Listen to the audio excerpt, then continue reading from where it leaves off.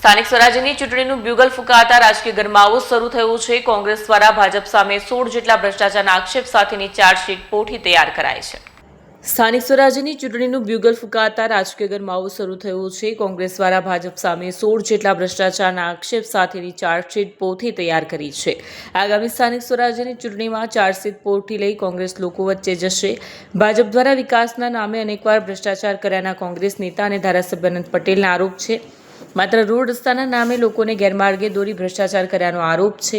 આગામી દિવસોમાં કોંગ્રેસ ચૂંટણી ઢંઢેરો જાહેર કરશે। કોંગ્રેસ નેતા અને ધારાસભ્ય અનંત પટેલનું નિવેદન છે 56,000 જેટલા બોગસ આદિવાસી પ્રમાણપત્ર બનાવવામાં આવ્યા હતા। રબારી, ચારણ અને ભરવાડ જન્મજાત આદિવાસી નથી, જેથી તેઓને આદિવાસી પ્રમાણપત્ર આપવા જોઈએ નહીં।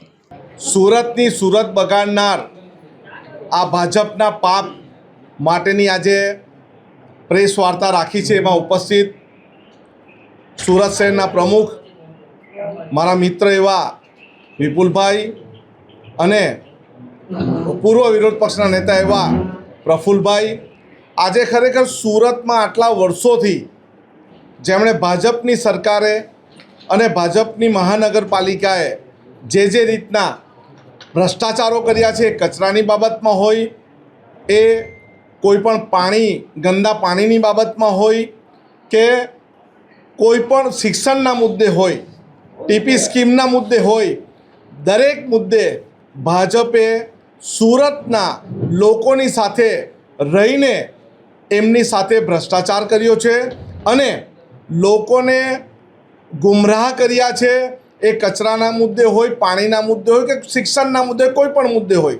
અને આજે અમે એ ચાર્જશીટ, ભાજપના પાપની ચાર્જશીટ આજે અમે તૈયાર કરી છે અને અમે આવનારી ચૂંટણી આ ભાજપની ચાર્જશીટ મુદ્દે કરીશું અને અહીંના લોકોનો ભરોસો અમે આ મુદ્દે જીતવાના છે। આવનારા સમયમાં મહાનગરપાલિકાની જે ચૂંટણી આવે એમાં અમે ફૂલ જુસ્સા અને જોશથી લોકો અને પ્રજા સમક્ષ જઈશું।